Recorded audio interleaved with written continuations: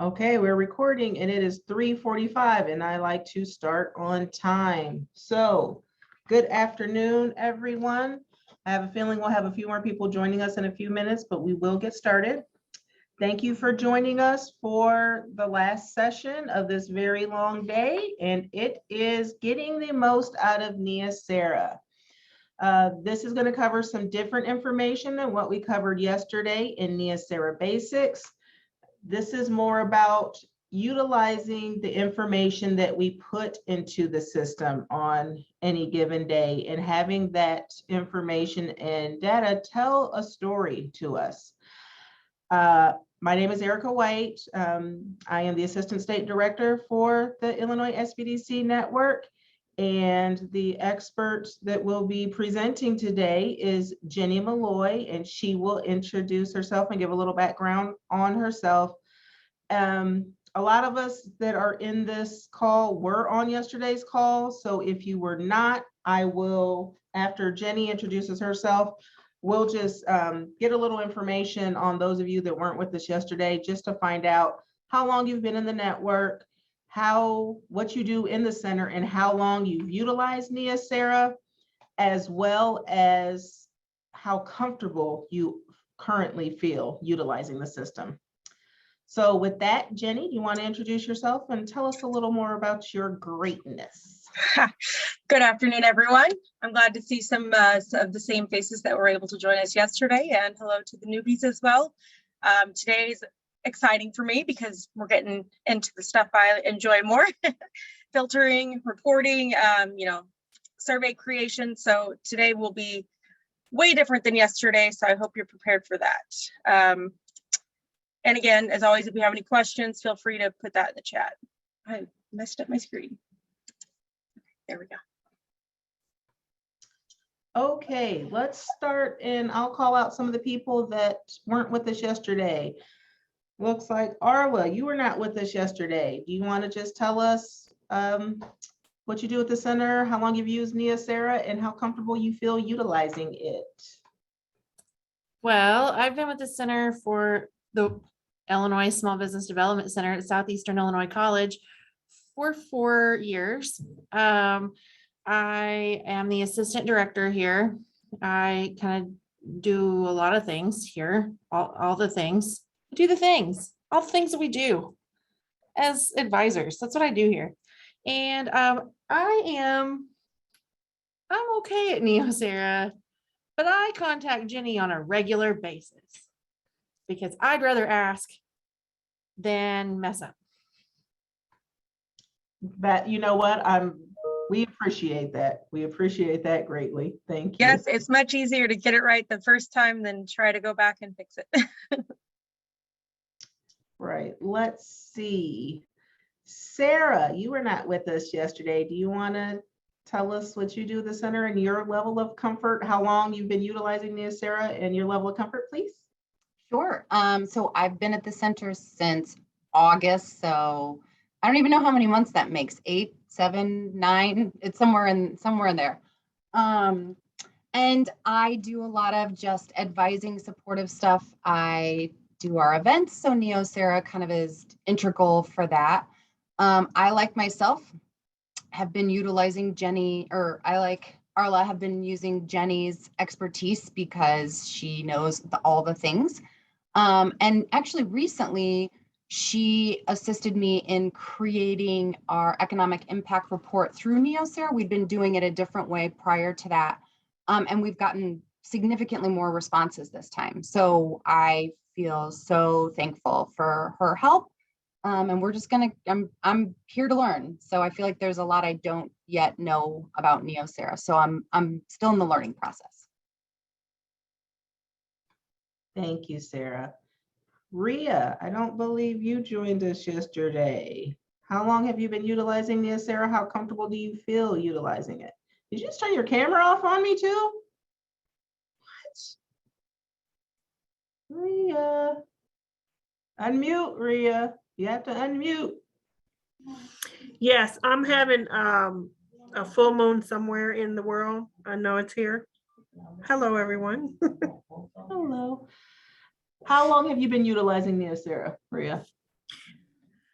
Wow. I started in October of 2019, so probably November 2019. Okay. How comfortable do you feel utilizing the system? I feel comfortable, but I know that I'm not maximizing all the tools that are available. So I still feel like I'm very basic. Great.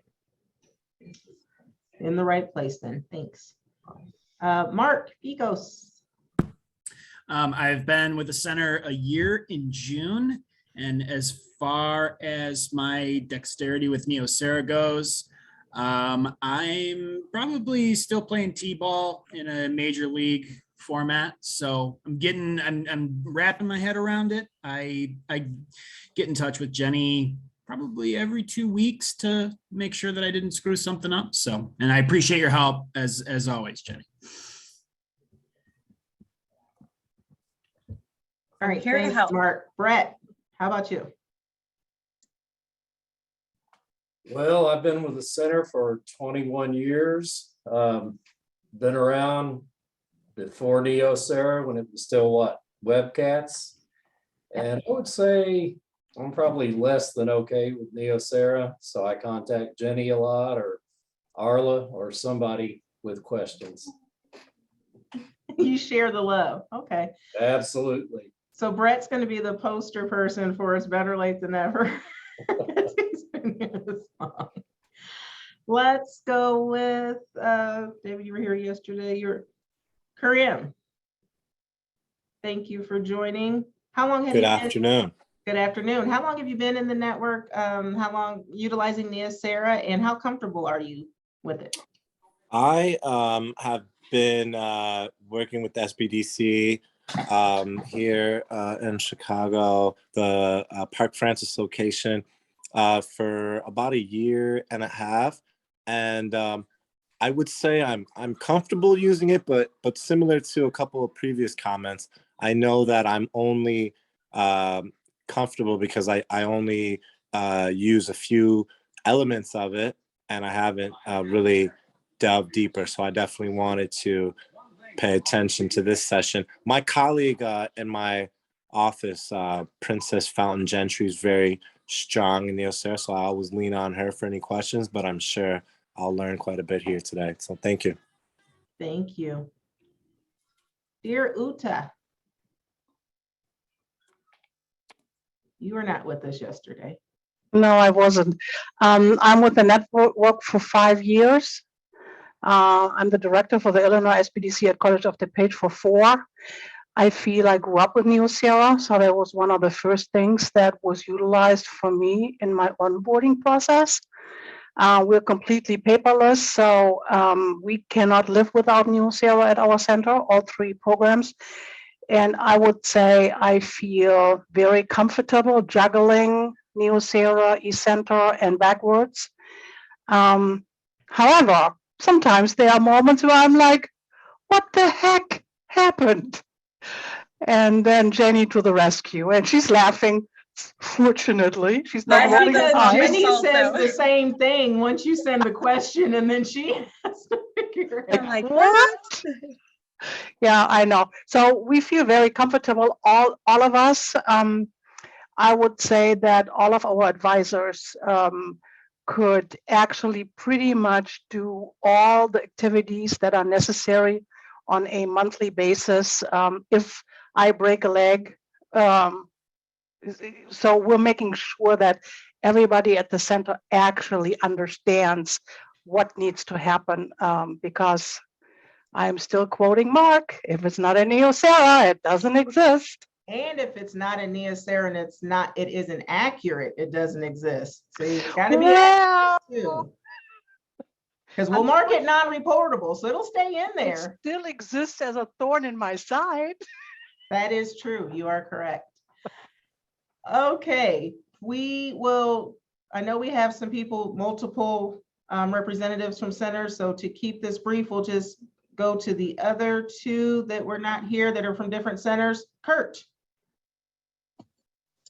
Yeah, hi everyone. I'm Kurt Reshley. I'm the director of the Illinois Small Business Development Center at Rogers Park Business Alliance. I've actually only been at Rogers Park for 2 years, but I've been in the system for about the same amount of time as Brett, I think actually since 2000. So I remember Neoserra when it was Webcats, and I feel comfortable with certain things, but I know there's a lot of things that I sometimes question, and I thought I was the only one that contacted Jenny on a regular basis, so I'm glad to hear that I'm not the only one doing that. So, but no, I'm hoping to learn new things to be able to utilize it more effectively. So, Kurt, we probably both had darker hair back then too. yeah, I think you're right about that. All right, thank you, Kurt. And let's go. Mr. Lust just joined us. Kevin, tell us how long you've been utilizing Neoserra and how comfortable you are in the platform, please. How long I've not liked Neoserra? What was the question? No, not if you liked it. Oh, How long you've been using it and how comfortable you feel using it. I actually do like Neoserra quite a little bit better. I mean, I think it's an upgrade from Webcats. And I don't recall the transition there, how we came to that. But what I think I've discovered since I'm at our new place, there's a lot of opportunities to do stuff with it that I wasn't, that we don't take advantage of. So we're starting to get to a point where we are taking advantage of it. So the question of how long, you know, I've been here a very long time. And so, but only just 2 years at our new host. And so as a result, are seeing things with sort of fresh eyes. And I think what, you know, so you see this program on your list and you're thinking to yourself, oh, geez, I'm going to go to the session on Neoserra for an hour and a half, by which I applaud you, Ericka, for burning up apparently like 15 minutes of your hour and a half by making us talk instead of you having to. That's to be commended. Thank you. And I apologize for my tardiness. Our president's here just for the day, so I had to catch up with him for about a couple things. But I really feel like if I had been still at Lincoln Land, I would not probably have come to this session. And the reason why I say that is because more and more I'm seeing that we could be using Neoserra to make our lives easier, as opposed to having it be an extra burden for us. And it will always be a burden because nobody likes to fill out contact management stuff. And in many occasions before, I have seen organizations for which the contact management becomes the goal as opposed to actually having contacts. And I hope that doesn't become the case for us, where we get bogged down in how we're filling things out as opposed to do we have things to fill out about. But again, I still think there's probably some ways we can use this to make life easier. So Great, thank you. Great segue into what my overview of just feelings of Neoserra is. Yes, we know we're all tasked with putting information into the system. That is a requirement.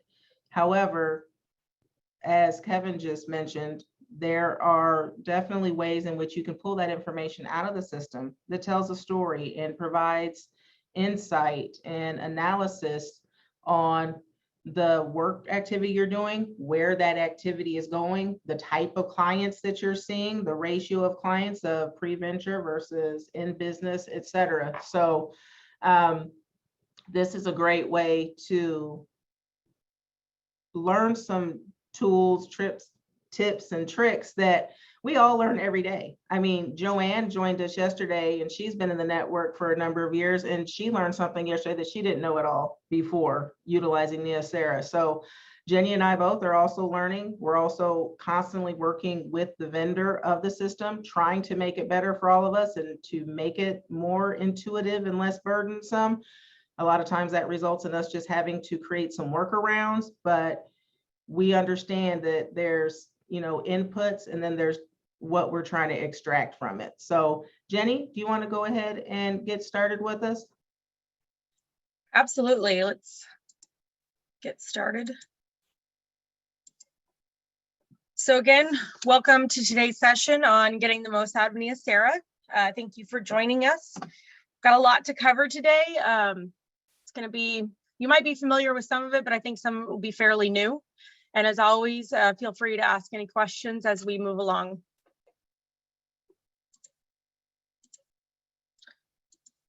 So I'm just going to jump right into Neoserra, and I want to talk about your scorecard. So if you joined us yesterday, you know that you can find your scorecard under View Dashboard. If it pulls up.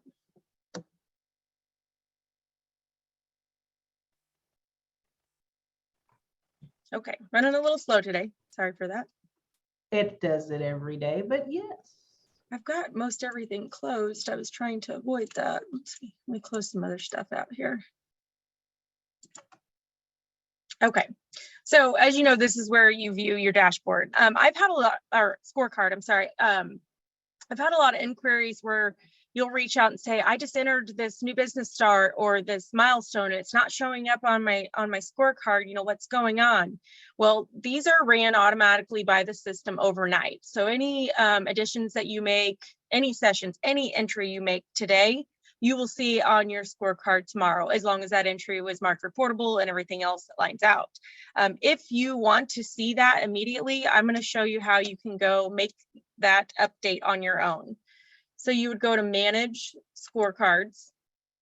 You're going to want to go to Goal Sets. And it'll pull up the goal sets specific to your center. Obviously, you want to find the one for this year. I'm going to pull up our SBA goals for 2022. And you have the option right here to run it. This will tell you the last run. It was ran on 5/19 at 12:44 a.m. So I can go ahead and refresh that now, and it will give me the most updated information based on entries from today. So if you ever need real-time data, that's how you can refresh your goal sets on your own. Any questions on that?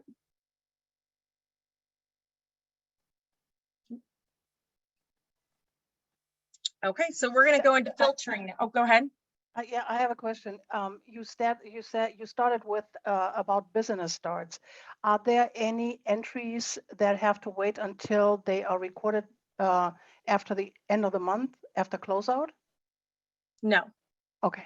If it's entered in the system, it'll capture it right away. Now, with business starts, we do have that SBA rule where you have to have that initial, then the business start, and then a follow-up. It's that sandwich rule. So as long as it meets that criteria, it'll show up on your scorecard.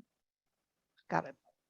Okay. And I will say that that did change, because in the past we were utilizing our definition of the milestone, but we decided that since we report the number to SBA based on their rule, that we might as well have the scorecard match that as well. Right.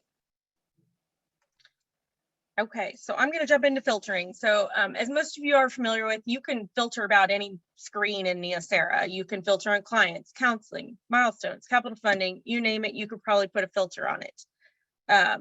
You need to remember that, well, I guess it's not that big of a deal, but filters are persistent. So if you create a filter and you leave that screen or you log out and you come back in, that filter is still going to be applied. So you might go back to your clients and be like, well, where's all my information? Well, you still have that filter on. So you either have to clear it out or create a new filter for it to clear. Filters have two elements. It's the parameters, which is you're going to choose what you want to filter on, and then whatever those items are that you want for that parameter to appear. Parameters are and. So if I choose the client type and what center I want to look at, it'll include both of those in my result. So if I choose centers over here, it's going to be or. So I can choose as many centers as I want, and it's going to include all of them. Does that make sense? So these are and, these are or.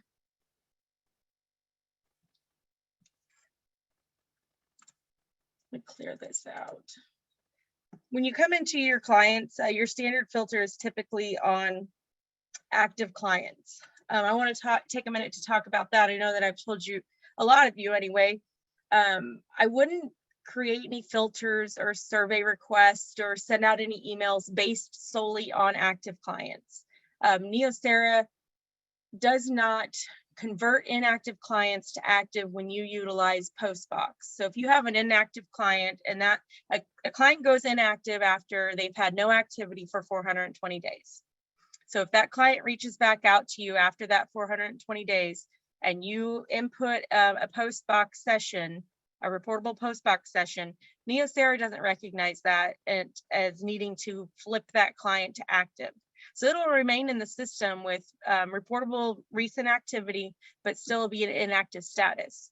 As a whole in the network, I think there's around 800 clients that are inactive that have received reportable counseling in the last year. So it's not a huge number, but you're still excluding those clients in your communications when they should really be included. I would encourage you to utilize last counseling session dates instead of the client activities, or excuse me, pre-client type status. Does anyone have any questions on that? No. Okay. So I'm going to just create some filters for examples and show you how to save, how to manage your saved filters, and how to access your saved filters. So right now I'm on view clients.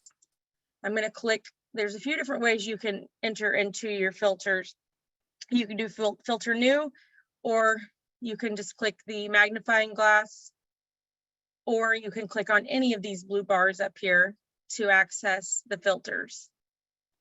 In this case, I'm going to go filter new. So I want to look at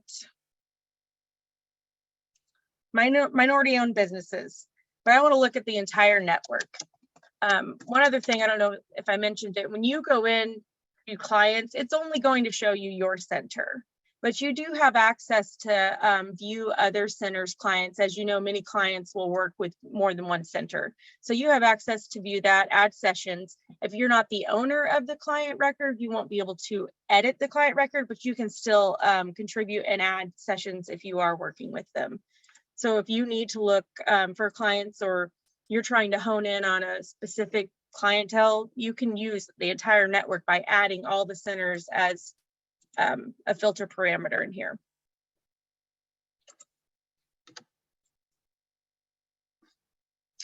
Another filter parameter that is quite popular is going to be a default funding source. I know that if you are an ITC, you might only want to look at SBA.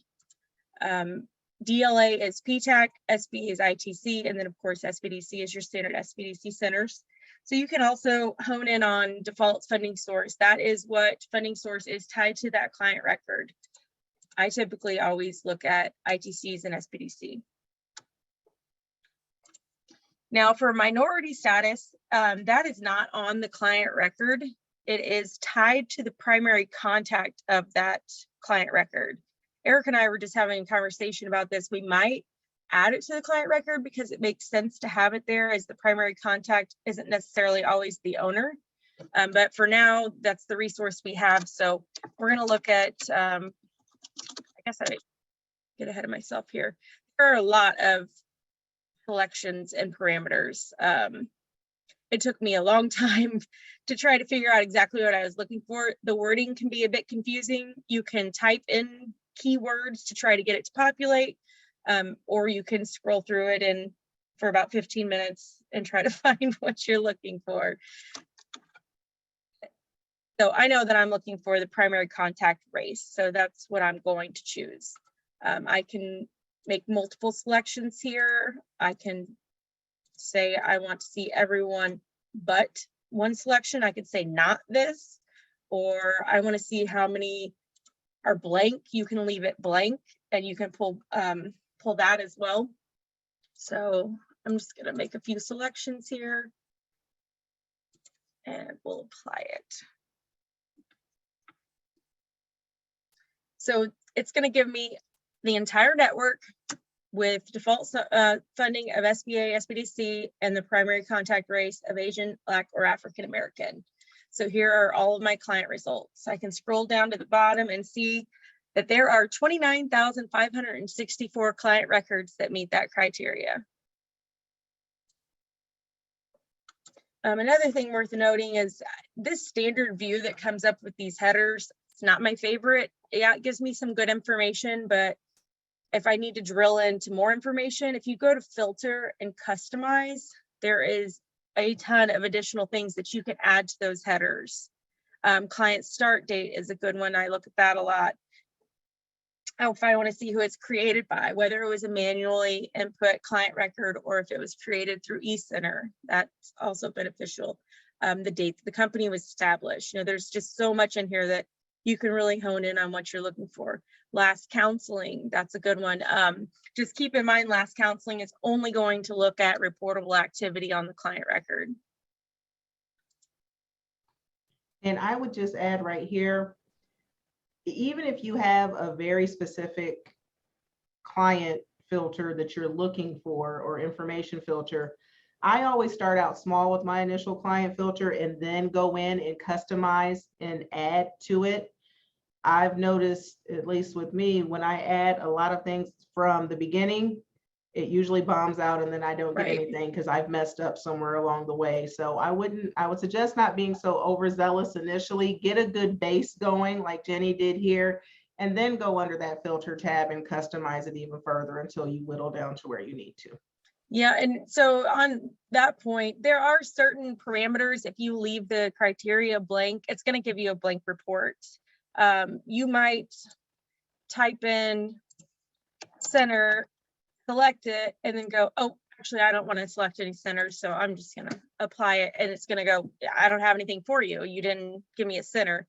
So you just got to make sure that if you're going to have a parameter, make sure you have some criteria set. There are going to be some that a blank will give you results because you might be looking for blank, you know, if it's missing that criteria.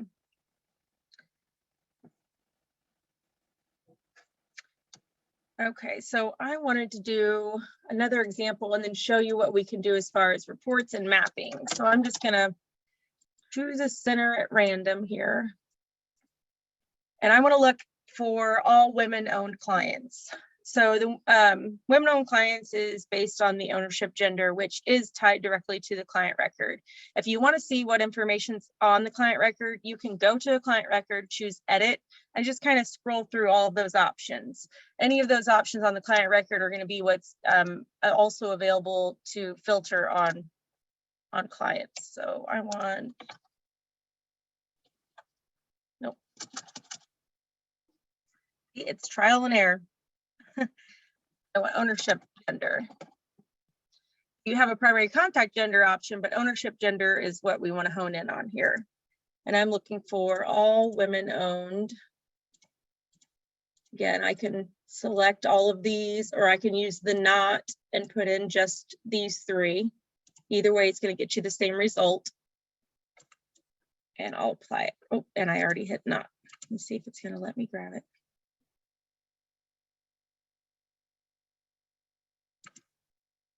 Okay, good. All right, so it gives me my results. So if I scroll down again, it's going to show me that I have 114 total. If I need additional information, I can go to my filter, drop in those headings, and then we're going to look at report options. So reports, they have a ton of templates. I couldn't even begin to tell you what every template offers, but some of them are really great, and it even does a little filtering in the background. So you create what you're looking for, and then you choose this template and it gives you a bunch of data. But I use quick reports a lot. I typically will build my filter, add my columns, get it the way that I want it to look, and I will choose quick report. And that simply just dumps out what you see on the screen. It's going to give you the data as you have it with the headers you have it, and that's it. You can choose your format if you want to have it in a PDF or if you'd rather have it come out. I always do Excel. We'll have a look so you can see what the report looks like. They've actually cleaned it up a ton from the time I started to now.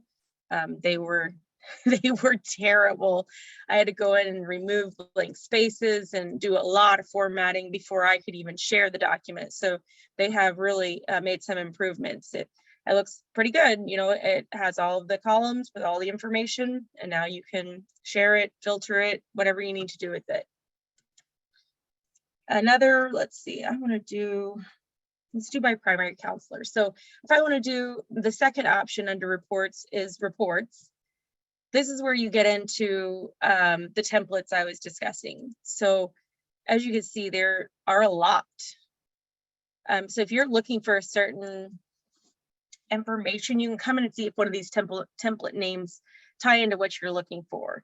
So if I wanted to look at the clients by primary counselor, I think that's an option, or it used to be.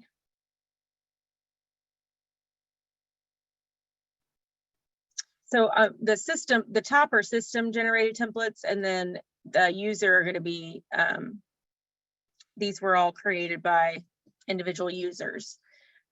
You'll typically only see yours unless someone has shared their template, and then you'd have visibility.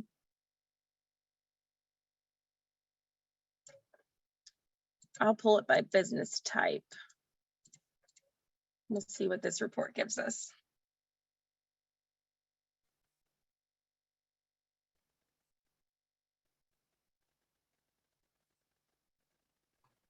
And I will say, while we're waiting on that to download, is that we have talked to the vendor about them either adding to the FAQs or having like a preview. So when you hover over a system offered report type, that you can kind of see what that output is going to look like.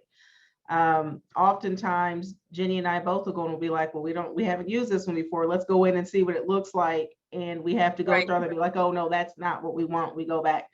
We do understand those types of frustrations and issues, and we definitely have voiced that, not just with the vendor, but I know that other states have voiced it as well. We may end up having just to do something and create our own just so we can have it for everyone, but it's often different, the types of reports that are available with each type of filter too. So that would take a lot of time, but know that we do feel your frustration there. Yep, so that report was very similar to the report I put out. There is a primary contact and person of contact that I didn't have on my filter. So it'll include some things that you may not have on yours, but it's trial and error to see which report is going to work best for you or what you're looking for. As to Ericka's point, I have asked for some type of guidance so that we can at least have an idea of what that report is going to offer and what columns and information is provided. There's just so many different options.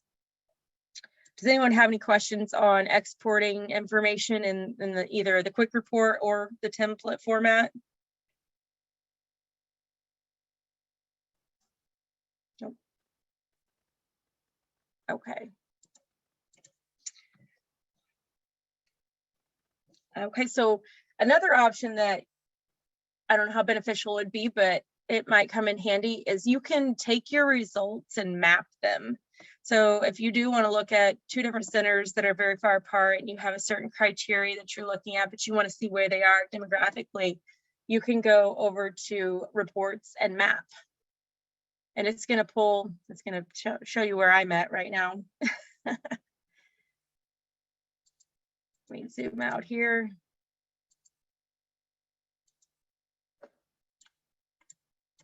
So there are my results mapped. So it gives you an idea of where all of those clients reside. Hope I knew not to do that. Hi, Jenny, this is Rhea. I have a quick question going back to the exports. So I talked to Neoserra briefly early on, and they're about APIs and allowing you to pull the data or put information into not just an export from Excel, but connecting into things like Constant Contact, and that wasn't something that they were interested in doing. Have you heard anything about that? Or we had a similar conversation with them when we were discussing the website, and they're not willing to offer that service, and the way that they talk, it would just be a lot of work and a lot of expense tied to it. Okay, thank you. Yep.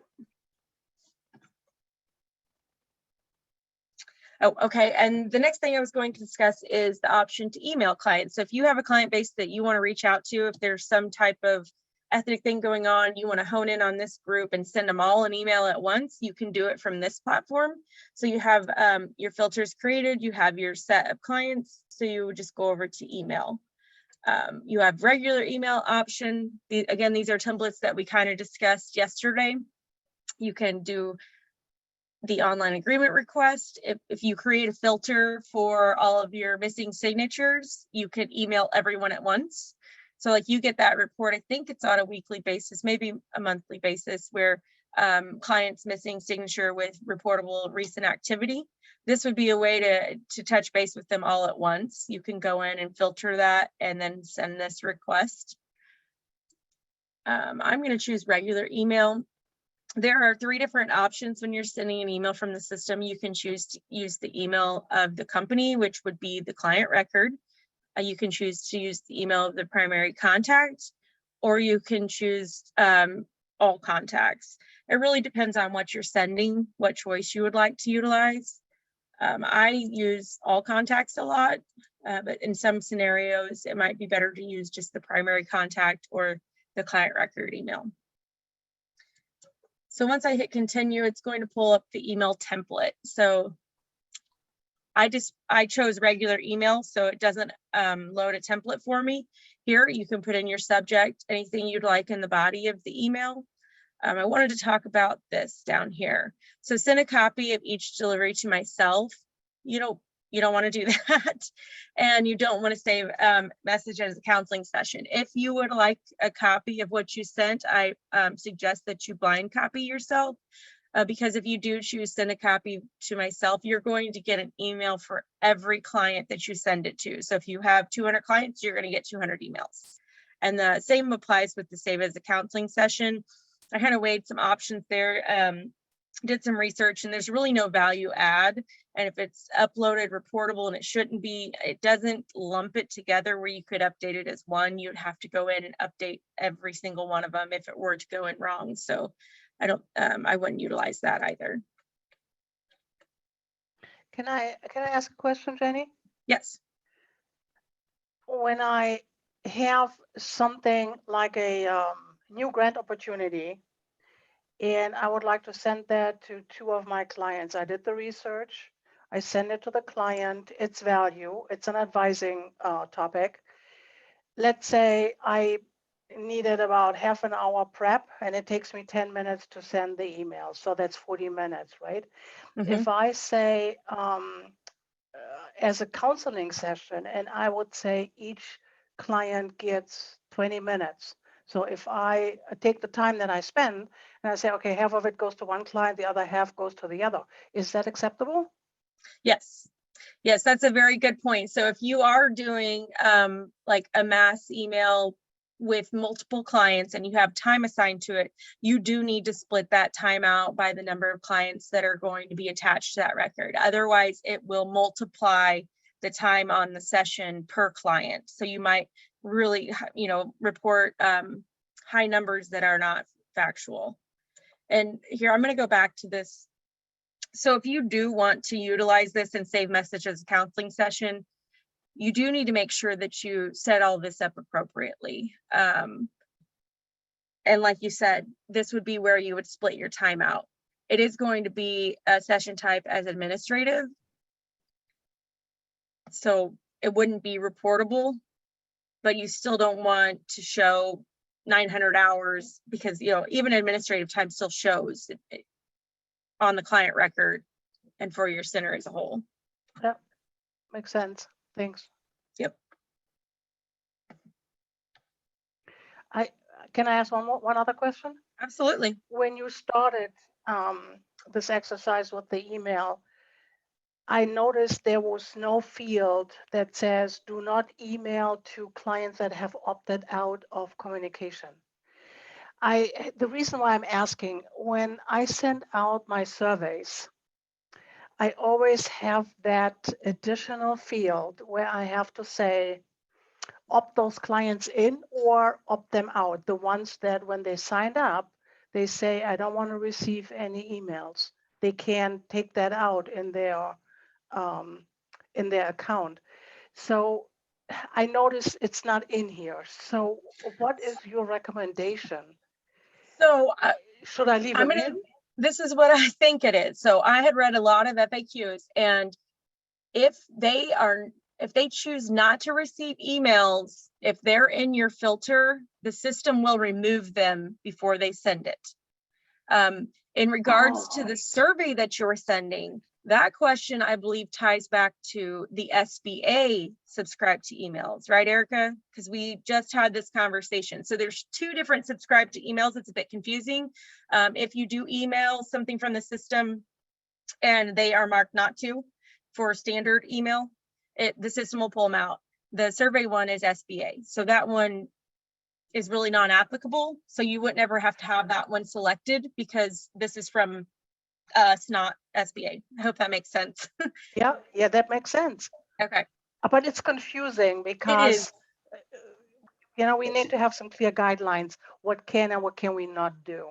Right. It took testing on our end to even Mhm. figure out how it handled it because the FAQs weren't exactly clear, or one said it in one way and one said it in another, and it seemed to contradict. But very good question.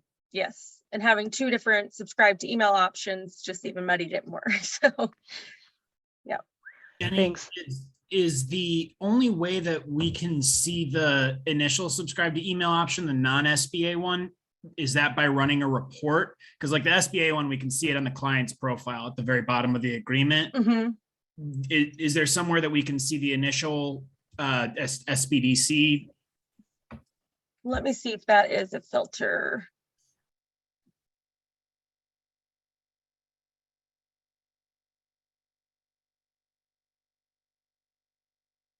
So, and on here they word things. So, okay, so to subscribe to emails.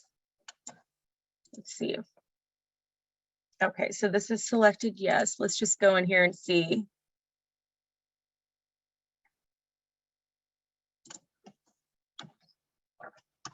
Well, it was right there on that first page that you were on. Okay, so subscribe to emails, that would be it. So Because that's your that doesn't- standard up here, and then your SBA is, Got it. that's the permit SBA surveys. Yep, Thank you. yep. And I think not only can you add it as a column header, but I think it is also available in here. I say that and then it might not be. Yeah, so you could do here if you wanted to see only the clients that are subscribed to emails, you could filter it that way. Or if you wanted to see clients that were not subscribed, you could choose either way to filter that out. Okay, and that's just that one. The SBA disclosure is not included in a filtering system. Okay. You can choose that also. Oh, okay. Yep.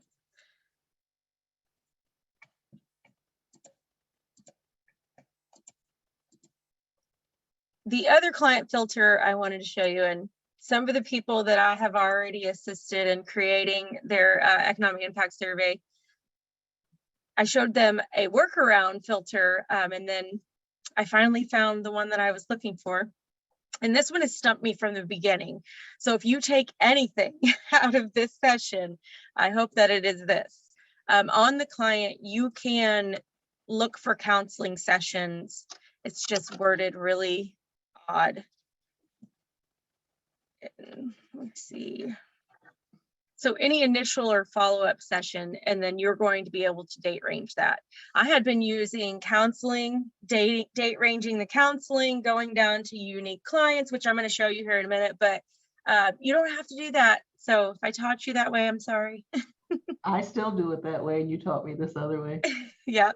So any initial and follow-up session, we'll use this later whenever we go over economic impact creation, but this allows you to look at clients with the most recent activity. So yeah, this is great. We have all of this filter created, but this client, we haven't talked to him since 2017. That's typically not the information that you're looking for. So you can drill down into more recent, maybe look at the last year or whatever your criteria is to get to those more active clients. So we narrowed down to 57 by choosing that. So the next thing I was going to show you, which was what I was talking about, is it's called an embedded filter. A lot of times if you're in an activity, you can create a filter and then below it's going to show you a total and then have this unique clients. This is a hyperlink. So whatever information you have set for your filter criteria, this is counseling sessions. So I probably have multiple records for the same client, but I want to know exactly which clients I serviced in the last calendar year for Western Illinois.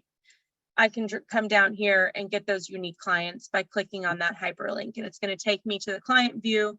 It shows you at the top that my current filter is based upon my current counseling view, and this is the unique client list. It's kind of a workaround way, but it's really nice if you're working in one screen and you want to see the clients or some other data set that's directly linked to that. Just remember, anytime that there is a blue, it's hyperlinked, and you can punch into that.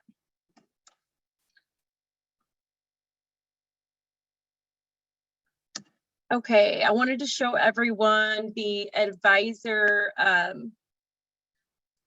area of expertise filter. I know that we've discussed this a little bit, and I most recently, I guess the end of last year, I did updates to try to make sure all of our records within the system were accurate for each advisor and account user. And we also added area of expertise. And as many of you know, if you have requested to set up a new account, or I'm sorry, new advisor, that 3 areas of expertise is one of the requirements. We did this so that we could have a resource for the network if you needed someone that was an expert in a certain area, that you could go into the system and try to locate that, particularly with languages. I know that that was a big one. We're always like reaching out, trying to find someone that speaks a particular language. So we have added that in here as well. So I'm on the advisor filter. It's under view advisors. I want to look at all centers. So there's a couple different ways I can do it. I can just look at all the advisors, and I can come over to filter, customize, and add my area of expertise. But I can also filter on area of expertise.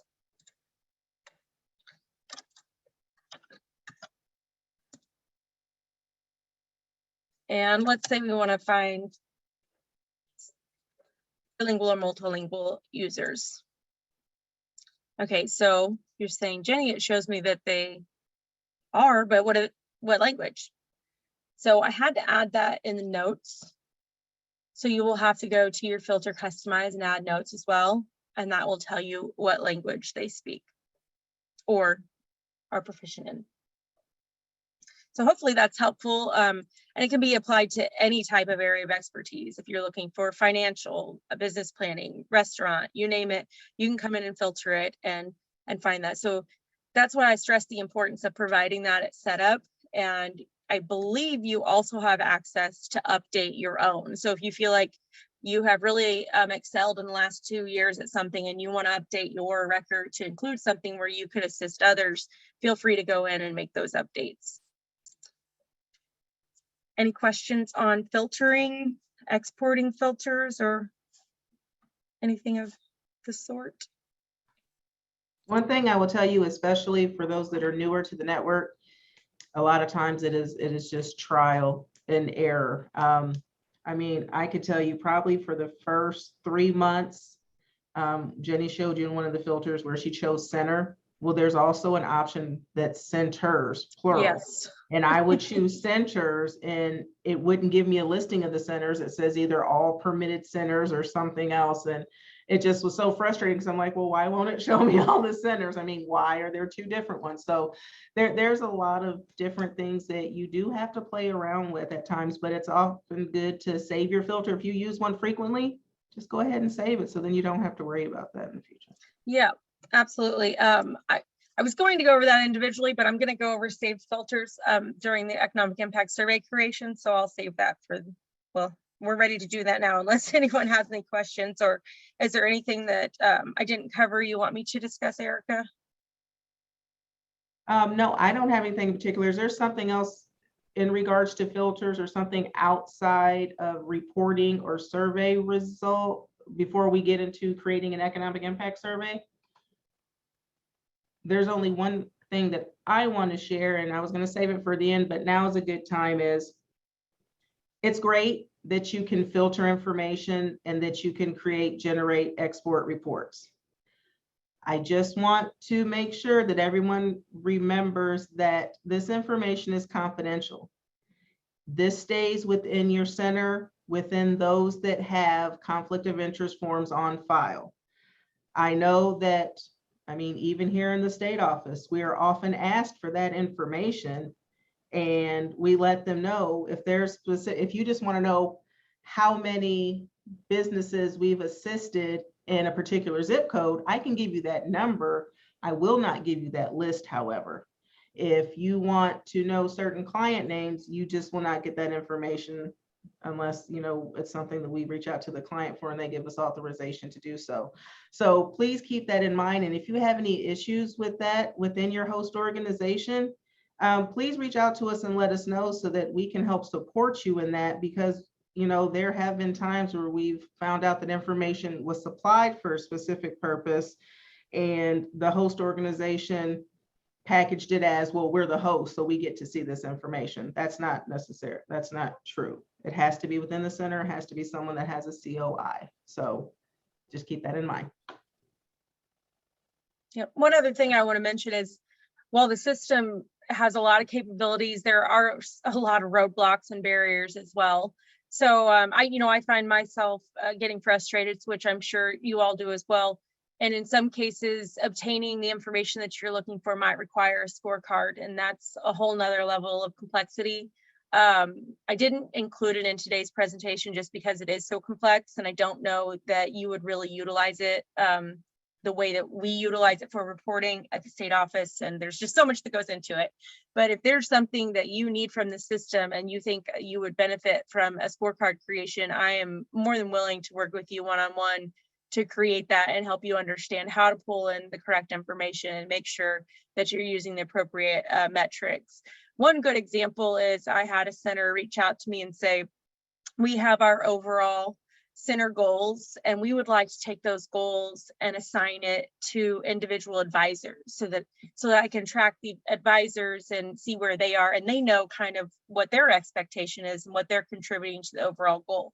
So we went and created individual scorecards for each of those advisors and split those numbers out. So I think that that is a really good tool. I don't know if anyone would have interest in doing something like that, but just an example of what we can do. All right, so I'm going to go ahead and jump into survey creation. After I create the economic impact survey, I want to show you some results from the client satisfaction survey and how you can drill into those results. I know that we've had a lot of conversations about the creation of this template and utilizing Neoserra for your economic impact collection. I know some centers have already created it and started to utilize it.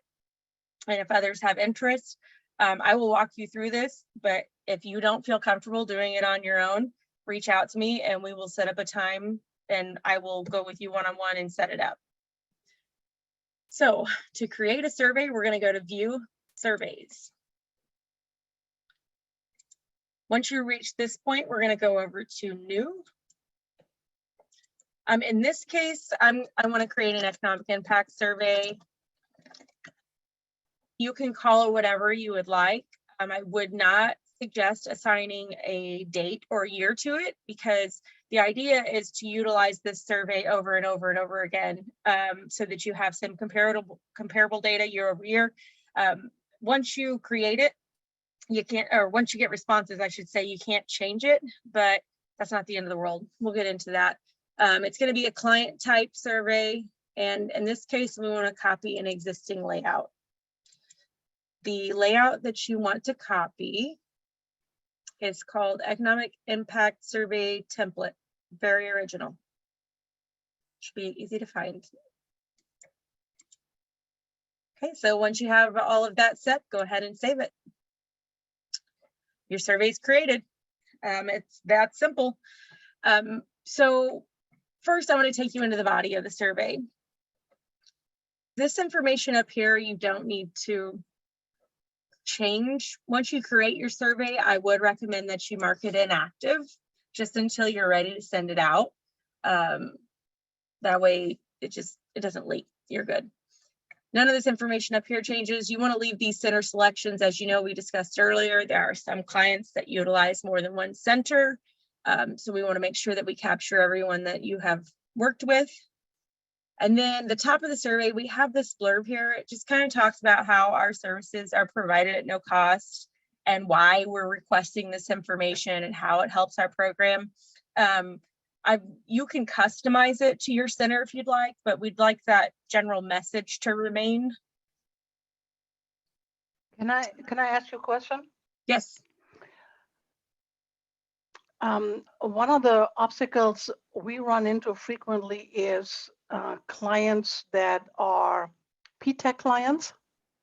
So they are BitMatch set up, so they have primary default funding source needs to be DLA, but they also have an SBDC advisor.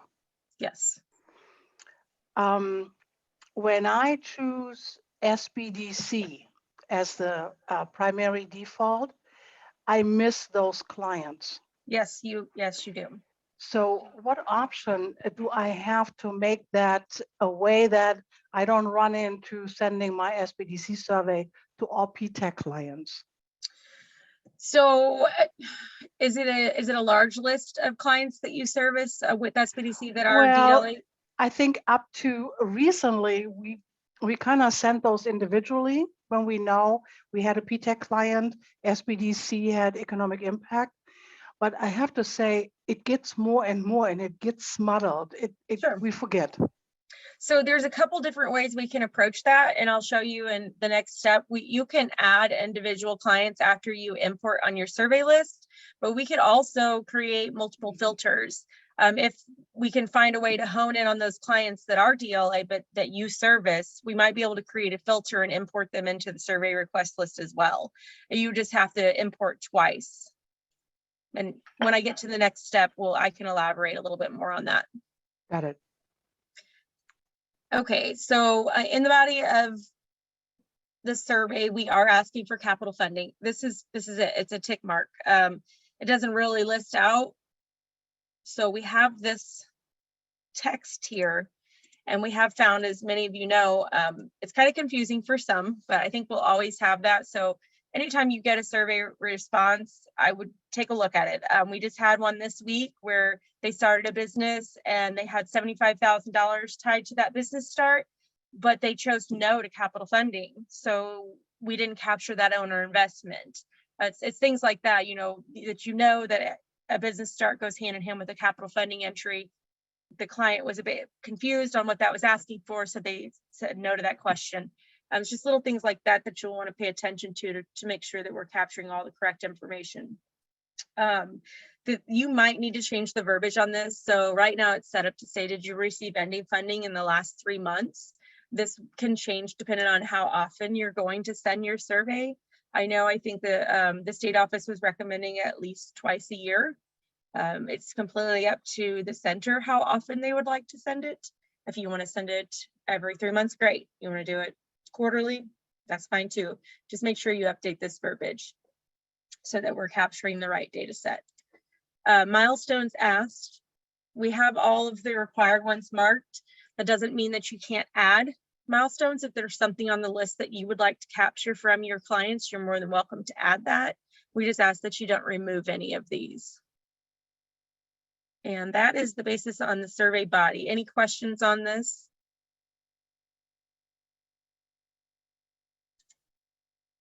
Okay.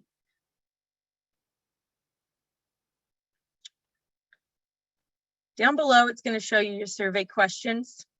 Any of the milestones that we have selected or the capital funding options will create, if it's tied to a goal, will create a milestone in the system automatically for you, or a capital funding entry, and eCenter will request attribution. So if they go in and reply to the survey and they have a change in full-time staff, whenever they submit that, it's going to prompt them to answer the attribution question, where they either say yes to attribute it to your center or say no.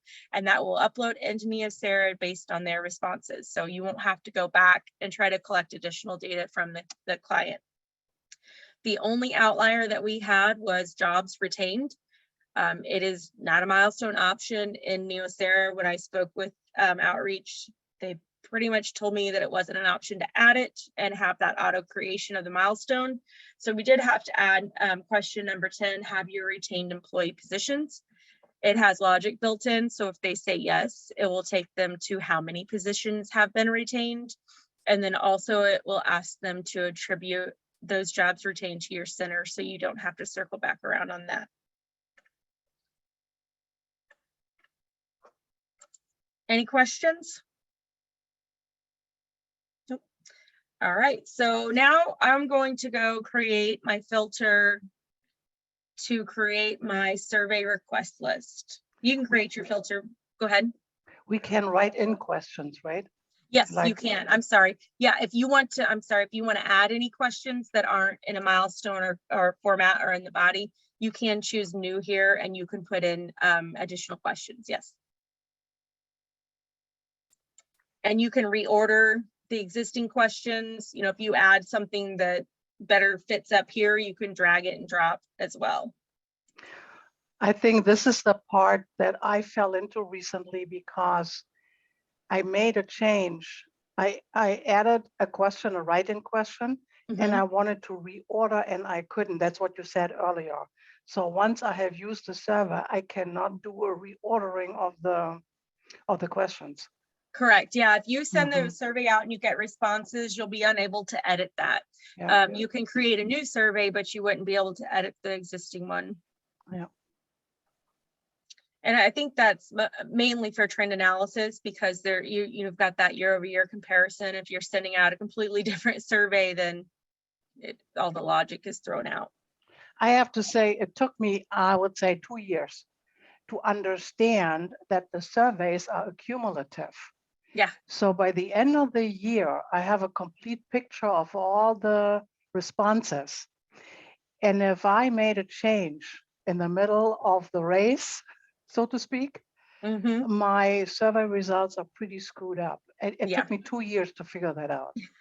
I'm telling you what, surveys are confusing. They still confuse me a little bit, but I think I have a better grip on it now. But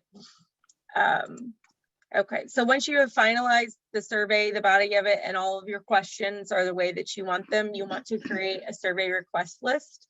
But in order to do that, we're going to go create a filter first. I want to create a client filter.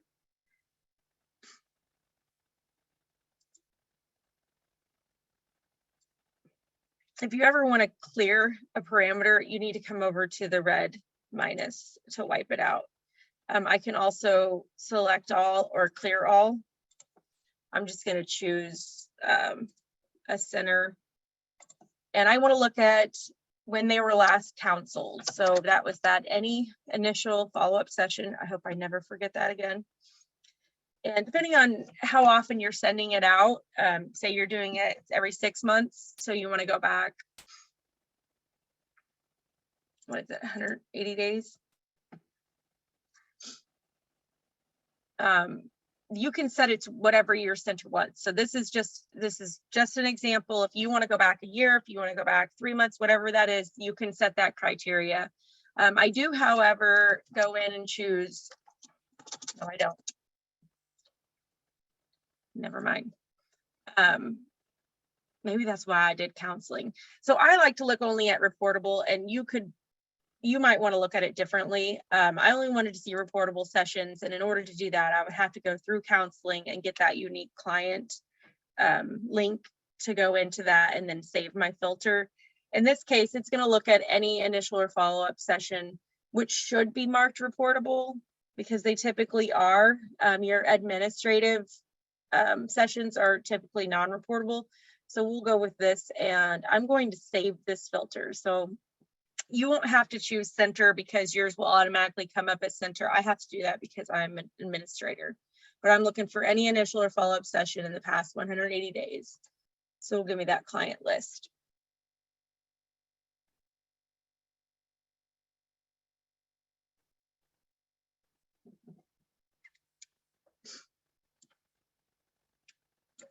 Okay, so now that I've created it, I want to save it.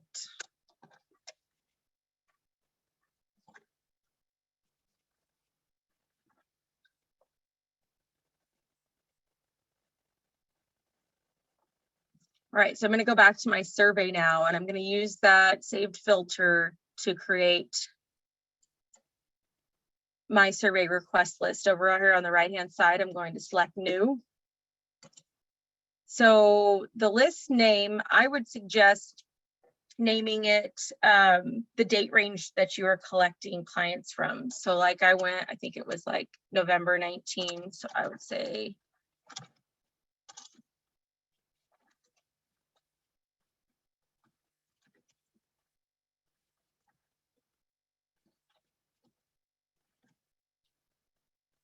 something like that, just so that I know what the date range is. And then response period start, that's going to be, say, I'm going to wait and send it out next Friday.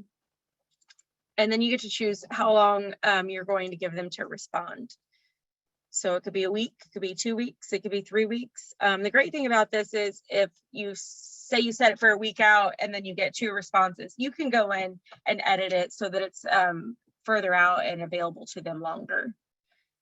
I would say 3 weeks is usually a good time frame. Where am I at? You won't need to change this assign response. That's the typical. It's going to send you the notification when someone replies to the survey.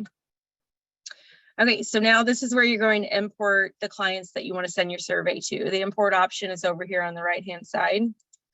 So you have a few different options you can import from an existing survey. I've never really utilized this option. I can't think of an instance where it would be useful, but it's there if you need it. Import from a filter and then pick a single client. So I'm going to import from a filter and I'm going to go find that saved filter that I just created and I'll choose that. So Uta, this is where I was talking about being able to choose a single client. So in instances where you know that they have a default funding source that's outside of your filter criteria, that's what I forgot. Should have wrote that down. You could go and add them. So I could import my list.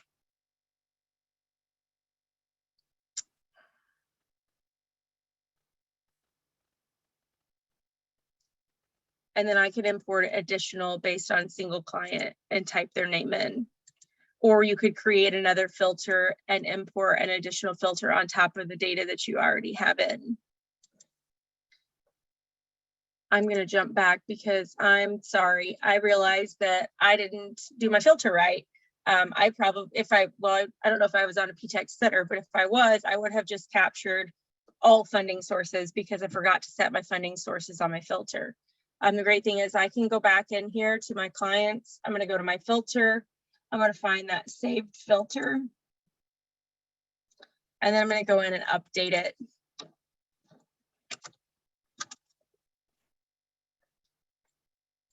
Make sure I'm only looking at SBA and SBDC. And then I can choose update next to apply. And that will save for me. So I don't know if it changed anything. Yeah, I lost a few clients there. So if I go back to my survey and I've already imported it, I guess making mistakes is a learning lesson, right? So I can go back to the survey request list by clicking on it here, knowing that my request list is now incorrect because I didn't have my filter set right. I can go back in. Oh, I should be able to delete it. I don't have any. Oh, I can delete my list. Oh. Too click happy. I guess only administrator can delete. You'll have to send a note to me.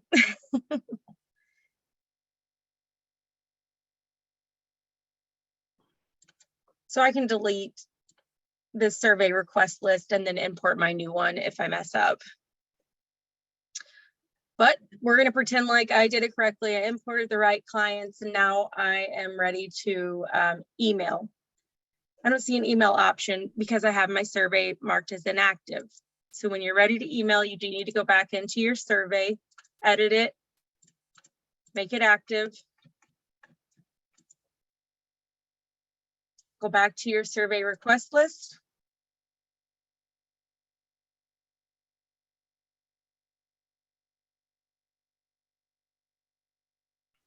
And then you have the email option over here now that your survey is active. If I choose email, again, it's going to look similar to sending an email out on a filter. I have a survey request option, English or Spanish. These are based on the templates that we looked at yesterday on the center record. You can, again, choose any that are applicable. You got your subscribed email. And this here, exclude request list members who have already responded to the survey. So this, I love this feature because if you send follow-up reminders, like if you have a 3-week time span that you're going to collect, you can send a reminder each week or maybe 3 days out and say final reminder, survey closing, you know, and this way you're not sending it to the entire list and not bothering those individuals that have already replied to you. So when I hit continue, it's going to again show me that email template, what it looks like, who it's coming from, the subject. Of course, I have my template set up for new client satisfaction because we only send that out from the state office. That's the only one that we send out. But yours, you can modify this, modify the body. The only thing you can't change is anything in brackets. That pulls directly from Neoserra. So if you make any modifications to that, it'll break the link. Again, you could send a copy to myself, but you'll get one for everyone. Best bets to blind copy, and then you can do the counseling session. And when you're all done, hit send. Any questions on survey creation, import? I know that's a lot of information, and I messed up and bounced around on you. Hopefully, Yeah, didn't confuse anyone. I have another question. Okay. Sometimes for some reason, especially since we started having fields of expertise in Neoserra per advisor, so it happens that we also advise SBDC clients from another SBDC center, which we normally would not do. So we are one of those centers that is pretty strict on, please, dear client, make a choice. You know, we do not let clients play that game, you know, being a bee and taking care of all the cherry blossoms out there. Sure. So we really, when we see a client requests assistance from us and we see it's another center, we usually say, here's your advisor, please contact your advisor at your center. But sometimes the advisor contacts us and says, this is something we can do, can you help out? And of course we do that. So how would I mean, I cannot include other centers in the survey. That's not possible. I can only do my center.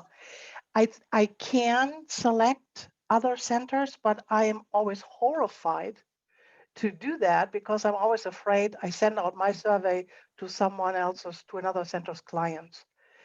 Right. So since we are more and more kind of reaching over our territories, I feel I need a better solution that goes beyond my handwritten note in my notebook to add the clients manually. Any ideas about that? So I think there's a few different options we could explore. Again, it's going to go back to filters. If you're talking to clients that you're very well aware of that you service that you want to include, we can use that import single client option. But if you want to try to capture things that might have slipped through the cracks and you don't have a good clear understanding on, we can go create another filter, but we can base it on counseling with you as the advisor on all center selection. So it's not only looking at your center. So you're going to grab any of those clients that fall outside of your center that you have serviced in that time frame. So it's really going to all drive back to just creating a different filter to capture it. But hopefully those outliers are few and far between. When it comes to economic impact, that's going to be another conversation because we have had some clients utilize centers to the depth that they were splitting some of the reported economic impact because they both had spent a significant amount of time with that client and had earned, being able to count that towards their metrics. So it really is case by case, but yeah, if you have an example or want to get with me, we can hone in on that, and I can show you how to create that report so that you can capture any advising you've done outside of your center. Yeah, it sounds to me that case that I just mentioned is probably a better case for the manual entry. But Yeah. if I decide to have an additional filter, I cannot apply 2 filters in one survey. So I basically have to send out a filter per survey per filter, correct? Well, you can import based on a filter. So I've got my selections in. I should be able to grab another filter import and drop it in. Let's see. So I have to choose either having separate filters and then sending separate surveys, or having one filter that captures as much as I want to capture. Yes, and we could do that. correct? We could Okay. create your filter based on counseling to capture what you're Got it. looking for, so that Yeah. it's not specific just to your center. Yep, I got it. Thank you. Okay. Yep. And if others also are looking for something that's going to capture that as well, we can go over that that creation if need be. Just reach out. So I was thinking that this ran to 5:30. It's ran to 5:15. My apologies. I just want to show you one other thing really quick. So the client satisfaction survey has been sent out multiple quarters. So on the right-hand side over here, you'll see survey request list, and you can see how I have quarter 3 and 4, the date range that it's looking at, and then when it was sent. So this is going to be for new clients that started from 7/1/19 to 12/31, and we sent out and collected the responses from 2/20/20 to 3/13/20. If you scroll down here, here's your results. This is everything. This is every single one of these survey request lists combined. This is your overall results. So if I want to hone in on the last one we sent, I believe this one here. So we did a Q3 and 4 for new clients from July to December of 21, and we collected that in February, March of this year. I would click on this little pie chart next to it, and it will update my results below specifically to that survey that was sent, or that request list. So then you can see my total requests, the number of responses, response rate, and then you can drill down into all of the questions and see the responses. So I think that that's awesome. And you can do reports on surveys as well. The survey response enhanced kicks everything out in a bar graph, as well as the data set below. So it's pretty cool if you need to utilize it for any presentation internally, if you're showing stakeholders any information, things of that nature. And I think that's it. I think that's all I had on my list. Does anyone have any questions on surveys or really anything else? I have a question. I don't know if you went over this in the first session that you did. If you did, I'll go back and look at that. But when you're putting in training information, did you talk about that in the first? I did not, and I wanted to include it in this session, but I was right. I knew this one was going to be long with that survey creation, but what in particular? Yeah, so my real quick question is, I've entered a class and I know I've made a mistake, but I can't delete it. How do I fix that? Do I have to go to you to? Yeah, Okay. you can, yep, send a request to me and I can delete it for you. Okay. That was it? Okay, well, that was easy. Is there any option for outreach to optimize the view of the training sessions a little better? So for example, it really bothers me when I have my list and I hover with my mouse on the training session. You know, every morning I'm looking at, okay, what's going on? And I can't see the start time. So this view? Sorry. Which view are you referencing? So if you look at the view that you have there, Okay, it does so you're not, looking does, start it does time. not tell me what time does the QuickBooks training start. I got you. So that's one of the things that I have to go in, open the training and kind of Yeah. go through. There's a lot of quick displays within Neoserra that are set up interesting, I guess is the word that I'll use, because I'll hover and be like, why is that not there? That's like a really important aspect that I need to see. So yeah, you make a very valid point. I'm not sure how they set it or if I have any control over that view where I can go in and make those modifications, but I'll certainly look. And the second comment I have also about training sessions. We send out our training evaluation form. After every training, every participant receives a feedback form. Mhm. When I get the feedback, and we have multiple training sessions because we have on demand, so it's not always only one a day. When I get the feedback, I have to go into the view to see which workshop does this go to, which workshop did they actually attend, where does this feedback belong? Are you utilizing an external form or are you utilizing something within Neoserra? Within Neoserra. Within Neoserra. Yeah, And we don't do anything external. Is it scheduled emails? Are you sending a survey? Yeah, it's a survey. It's Really? And you have to go into it? Yeah, and then when the feedback comes in from the participant, it does not tell me which workshop did they attend. Sometimes I even get the survey form from another center because it's my client. And I have to go into the view to see what did they actually attend. It's just a little kind of user-friendly thing. No, I agree. Yeah, I'll research that for you and see if there's something we can do to make sure that it includes that information, because that would be frustrating to have to go back in It's every on my time. Christmas wish list. Ooh, so I have like 6 months.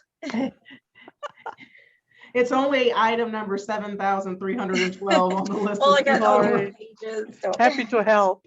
Right.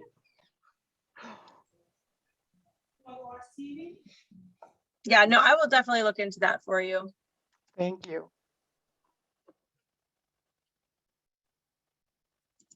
Any other questions or observations? Was there anything I didn't cover that you would have liked me to cover? Because I know we've talked about it a little bit yesterday, but we do have good intentions on creating little short videos of how-tos within Neoserra. So if you have any topics that you just would really love to see a short video on, please let me know. And I'll put it on the top of the priority list to create those first. Yes, and do not be bashful with that, because if you think it's just a you question or a you request, believe me, there are others out there that may not even know they need it in their lives. Right.